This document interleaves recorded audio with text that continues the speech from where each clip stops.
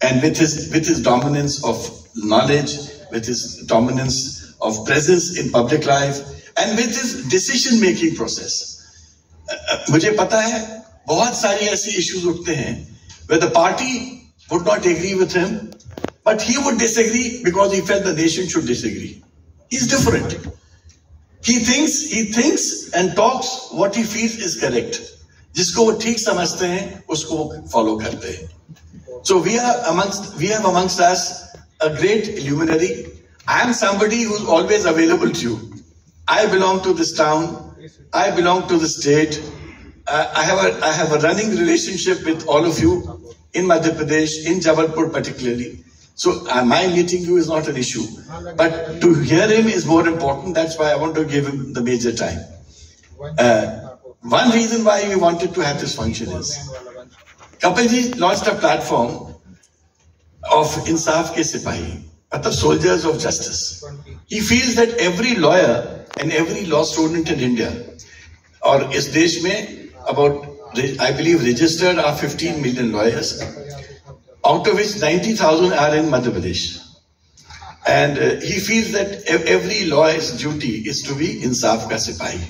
He feels every law student who's going to become a lawyer, or who wants to be a lawyer, or who wants to serve his country, must be an Insaf ka Sipahi. You have to be the soldiers of justice. As a lawyer, if you don't fight for justice, then what is the point of being a lawyer?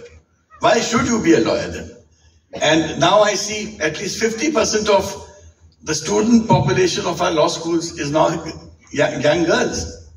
And I have great faith in this young population of girls in law schools. That, sir, the new Insaf ke Sipahi are going to be these girls also. These girl students in the law colleges who would be fighting for not only justice in a broader sense, but also justice to women, justice to girls, justice to children, justice to laborers, justice to poor. So Insaf ka Sipahi is not a concept of political justice. It's a concept of constitutional justice. It's a concept of political justice. It's a concept of social justice. It's a concept of a generalized sense of justice.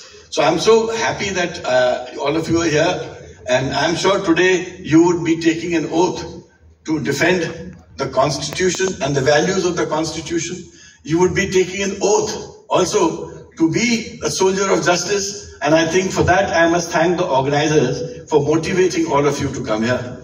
I'm so happy to be amongst you, that you could come. I'm so grateful, and I'm sure when you go back after this function, you will go back with a new mind. You'll go back with a new zeal. You would go back with a new thought. You'll go back with a new idea that, listen, I'm born to do something in this world.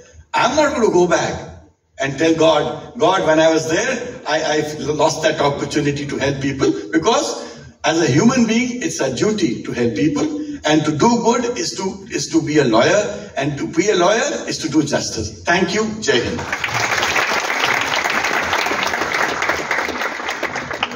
Thank you so much, sir.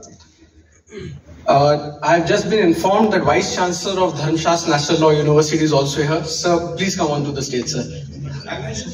Please. Sir, please, sir.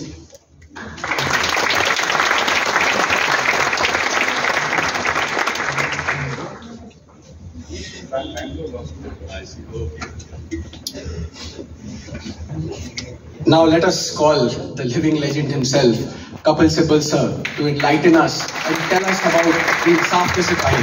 Kapil sir.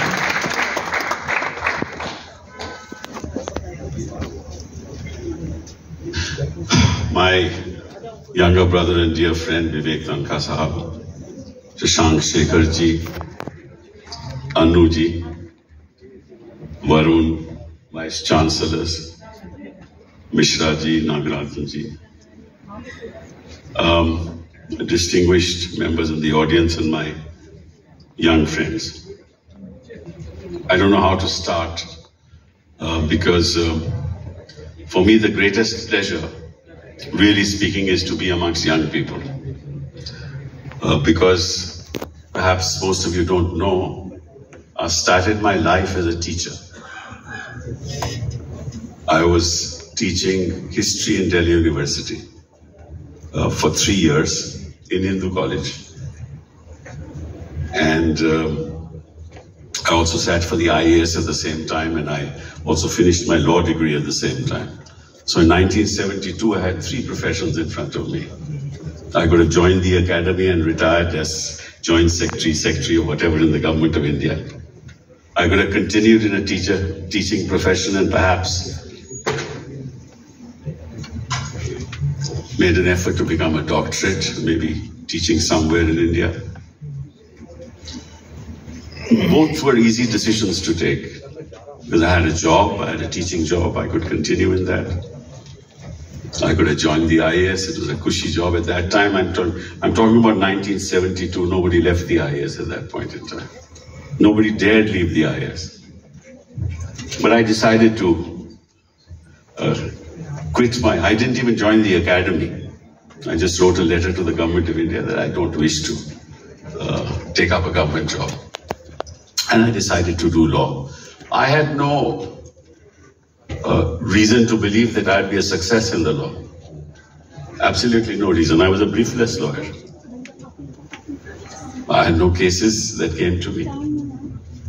But what I did was I used to go from courtroom to courtroom because I had no work, and I used to watch each judge.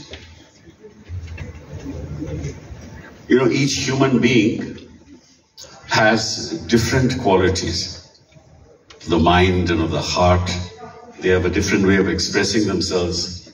And therefore, when I was a Minister of Human Resource Development in the Government of India, and I was looking after education, I realized that the way we teach our children is just the wrong way of discovering their talent. We force them to read books, textbooks.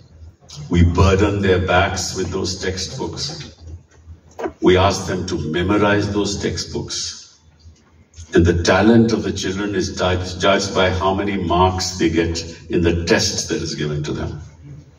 It's just the wrong way of discovering the genius in the child. Each child has a flowering genius in him or her. The job of the teacher is to discover that. The job of the teacher is to facilitate the process of the child himself or herself discovering his or her own talent. The job of the teacher is to facilitate.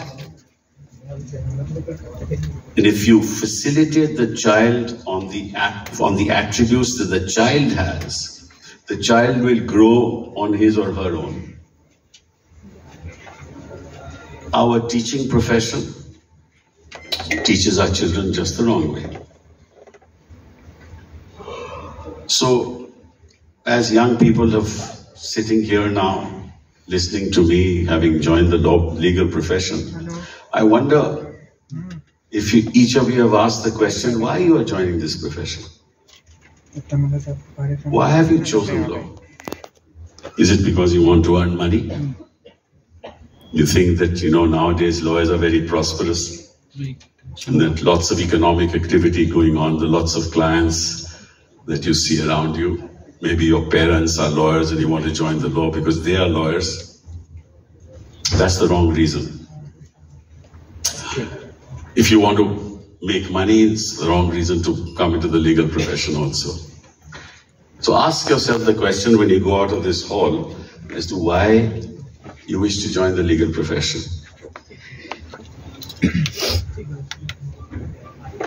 What is law? Ask yourself that question. Law is the articulation in the printed word of how society deals with itself in order to bring order in society. That's what law is. What's our constitution? And each of you, I believe, are going to get the constitution. What's our constitution? Constitution is only the contours of institutions and the context in which they will address societal problems when we live in a within the territories of our country, and how the state and the citizen deal with each other. The citizen has certain rights, the state has certain duties. In exercising those duties, the state has power. In exercising that power, the state does injustice a lot of the time.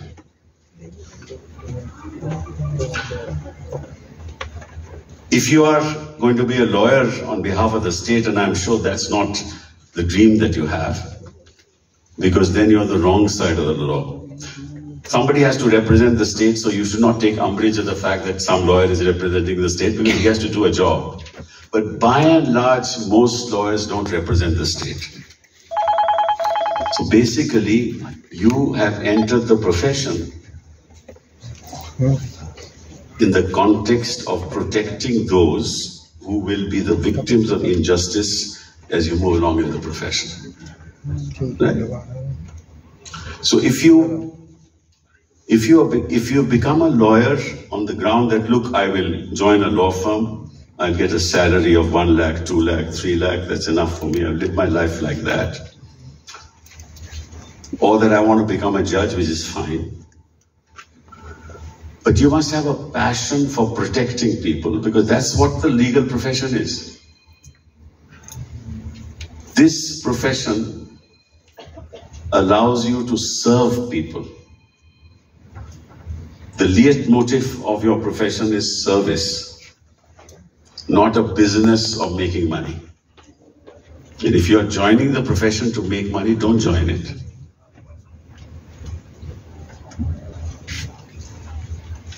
That's the first thought I want to convey to you.